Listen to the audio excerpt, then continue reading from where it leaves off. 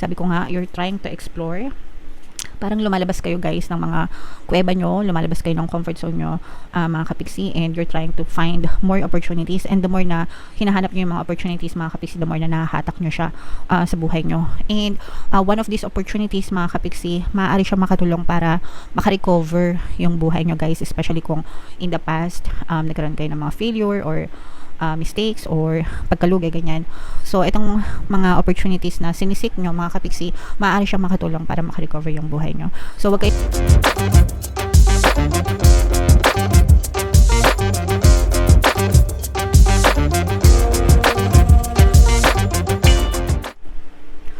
Hello guys, hello Aries, welcome back to Pinoy Pixie Tarot. Ang pamagat ng episode natin for tonight is full moon kapalaran para ngayong March to April para sa Aries, Sun, Moon, Rising Sign, and Venus. Yung ating full moon ngayon guys ay sa March 14, tapos yung next na full moon naman ay sa April 13 mga kapiksi. So ang reading na to ay para sa period na yan. Full moon natin guys ay lunar eclipse din, no? So it's full lunar eclipse. And ang pamagat ng ating full moon ay warm moon. Tinatawag din siyang blood moon kasi mapula yung buwan dahil nga eclipse mga kapiksi. Okay? So abangan natin yan. So ito yung ating moon message guys. Nothing is yet set in stone. Ibig sabihin nito guys, walang permanente, no, sa mundo. Kaya nga 'di ba sabi nila, there's nothing permanent in this world. Change is the only permanent thing. Change, which means na pagbabago. So everything is always changing mga kapiksi. Depende sa desires nyo, depende sa gusto nyo, depende sa tibok ng puso nyo guys. Okay? So, lahat guys, pwedeng magbago sa buhay nyo. Again, depende sa gusto nyo. And lahat ng nangyayari or experiences nyo, pwede rin magbago.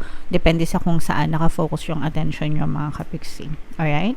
So, attune to the moon guys. I know that the best will unfold for me. Napakagandang message guys. Again, I know that the best will unfold for me. Alam ko na kung ano yung the best para sa akin, kung ano yung deserve ko, yun yung ibibigay sa akin ni universe. Okay? As long as pinofocus nyo rin sa sarili nyo, guys, kung ano yung deserve nyo, no? Imbis na mag-focus kayo sa mga problema, let's say for example, naghihirap ka, imbis na mag-focus ka sa kahirapan, i-focus mo yung isip mo sa kasaganaan and tell yourself na deserve kong maging masagana, deserve kong umunlad, deserve kong umasenso, and the universe will give it back to you. Okay? So ganun lang mga kapiksi. Baguhin nyo lang yung i-shift nyo lang yung focus ng attention nyo, and you have to do it every day hanggang sa ma-push out siya sa inyong physical reality. Additional meanings for this card guys, you're meandering towards your goal, and that's okay. So papunta ka dun sa mga goal nyo mga kapiksi, no? Sometimes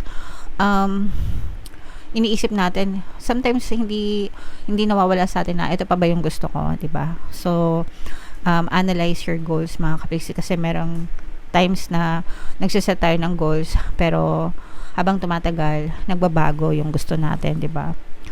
Like I mentioned kanina. So ganun din sa mga goals and desires natin. That's why it's very important na i-analyze natin, no? Ito pa ba yung gusto ko? Kung gusto ko to, sige push ko. Kung ayoko na, sige, ano ba yung iba kong gusto, 'di ba? So it's okay guys.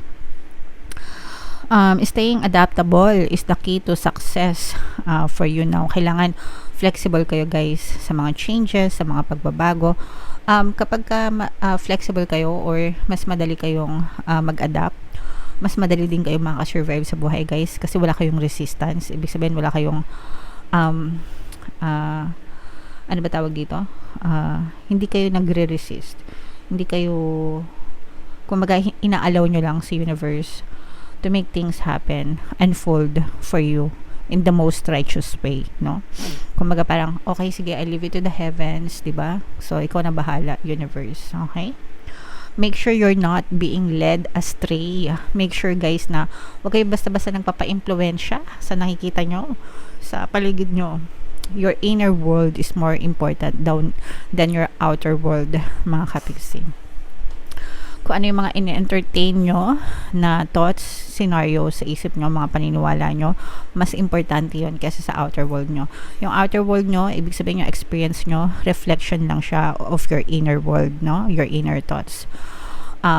Kung gusto nyo mabago yung outer world nyo, kailangan mag-focus kayo sa inner world nyo, mga kapiksi. Okay?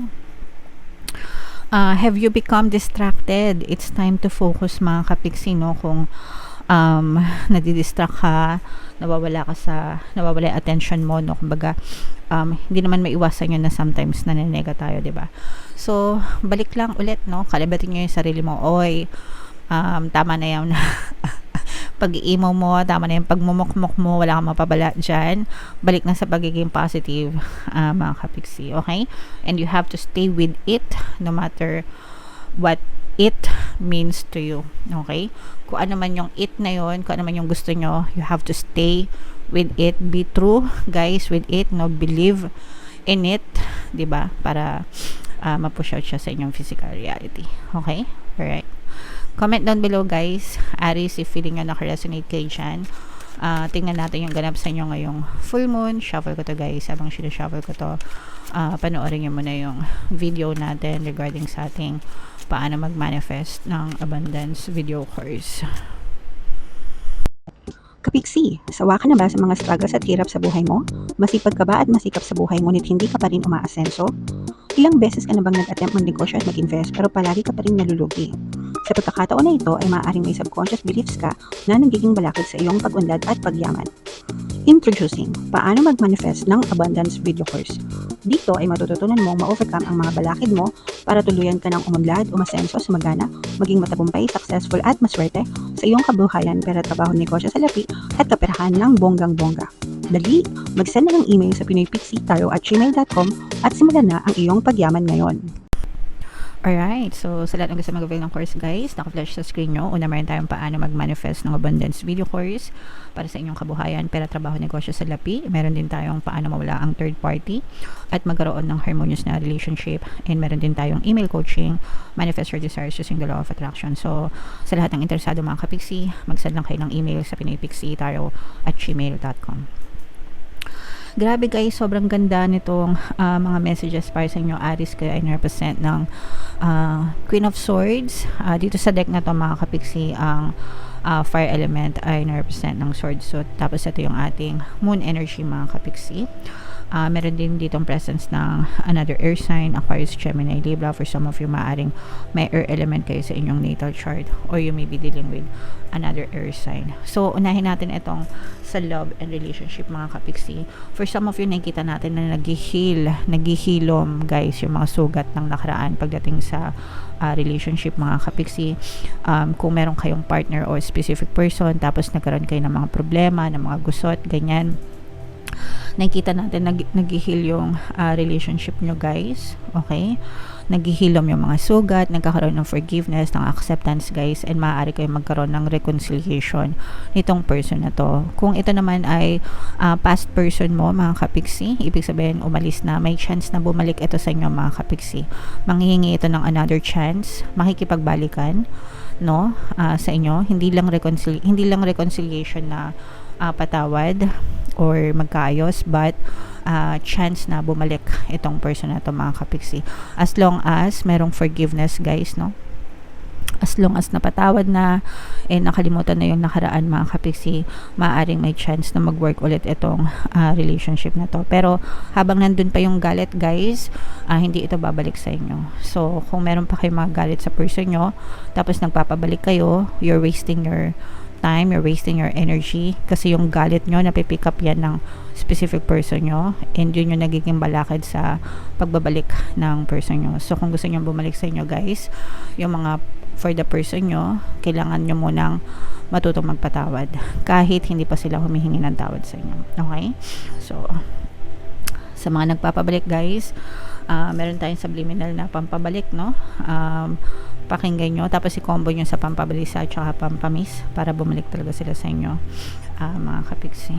And on the good side, pa rin, syempre, Meron kayong mamamanifest mga kapiksi ng mga blessings, no? Manifestation ito ng mga blessings, biyaya, pagpapala, malakas yung hatak nyo, guys. Ibig sabihin parang nabuboost. Pag sinabing boost, di ba, lumalakas, ganyan. So nabuboost yung energy ng blessings sa inyo mga kapiksi. Syempre gustong gusto natin yan, mga blessings, pagpapala, kasaganaan, in any form, guys. So i-main nyo na yan sa comment section, mga kapiksi. Okay, alright. So what else mga kapiksi, tingnan pa natin. Comment down below, guys, if feeling nyo nakaka-resonate kayo. Yung iba sa inyo, guys, parang you are trying to be more extroverted. Parang tinatry nyo na mag-explore. Ayan, no? So angel number 777, guys, so check nyo yung ibig sabihin yan. Baka may additional mensahe sa inyo ang inyong mga anghel gabay. Meron ditong presence ng water sign, Cancer, Pisces, Scorpio, earth signs, Capricorn, Taurus, Virgo. For some of you, pwede may ganyan kayong element sa inyong natal chart, or you may be dealing with other signs na may ganyan sa kanilang natal chart. Pero ang nakikita natin dito, guys, is, sabi ko nga, you're trying to explore. Parang lumalabas kayo, guys, ng mga kuweba nyo, lumalabas kayo ng comfort zone nyo, mga kapiksi, and you're trying to find more opportunities. And the more na hinahanap nyo yung mga opportunities, mga kapiksi, the more na nahahatak nyo siya sa buhay nyo. And one of these opportunities, mga kapiksi, maaari siya makatulong para makarecover yung buhay nyo, guys, especially kung in the past nagkaroon kayo ng mga failure or mistakes or pagkalugay, ganyan. So itong mga opportunities na sinisik nyo, mga kapiksi, maaari siyang makatulong para makarecover yung buhay nyo. So wag kayong matakot na mag-explore or lumabas ng inyong comfort zone, mga kapiksi, kasi favorable sa inyo yung sitwasyon ngayon. So samantalahin nyo, guys. Okay? So i-mind nyo na yan, guys, sa comment section, no? Mind exploration, recovery, mga opportunities, itong mga blessings na to, mga booster ng blessings, guys, at saka yung reconciliation, no? Sa mga gustong magpabalik, second chance sa relationship. Okay? Alright. So comment down below, ha? Tingnan natin, bunot pa tayo ng isang card for your additional message, Aries. The key to prayer is to forget what I think I need. So, kapag nagdasal tayo, mga kapiksi, nagdadasal tayo kasi ibig sabihin, hinihiling natin sa taas kung ano yung mga gusto natin. And when we say the key to prayer is to forget what I think I need, ibig sabihin ito, detachment, no? Kumbaga, wag kayo masyadong obsessed dun sa mga pinagdadasal nyo. You leave it to the heaven, mga kapiksi. Kasi, sa buhay natin, yung mga minamanifest natin or yung mga desires natin, yung creation ng ating reality, ng ating experience sa buhay, guys, 50-50% yan. 50% is coming from you and 50% is coming from the universe or from God, whatever, kung ano yung gusto nyong term. Para generic tayo, guys, ginagamit ko is universe, but it's the same, okay? And ibig sabihin, yung 50% ng creation galing sa'yo. How do you do it? You pray and you affirm. Kasi sinesend mo sa universe kung ano yung gusto mo, kung ano yung desires mo, no? And then sa universe, maririnig niya yung desire mo, yung hinihiling mo. So, ibabalik niya sa'yo kung ano yung hinihiling mo. Okay? So, that's the 50%. And, ibig sabihin, the key is to forget. Ibig sabihin, magtiwala ka, no? Hayaan mo si universe na gawin kung ano yung kailangan para mag-manifest yung desires mo. Ang kailangan mo lang gawin is to pray and affirm. Of course, sa physical reality mo, kailangan mong kumilos, di ba? Na-align dun sa mga goals mo.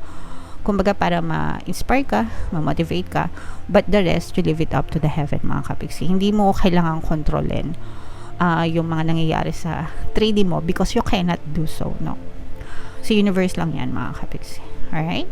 Okay. So, comment down below if naintindihan nyo, guys, and comment down below if nakaresonate kayo sa mga messages para sa inyo. Yung mga pinapamahin ko sa inyo, guys, i-mind nyo na. For more tarot readings, mga kapiksi, ito yung playlist nyo. Ito naman yung ating success stories ng paano mag-manifest ng abundance video course. Click here to subscribe, guys. Ito yung ating mga pampaswerte subliminals. Thank you for liking, sharing, and subscribing. See you again next time. I love you all, mga kapiksi. Have a nice day. Bye-bye.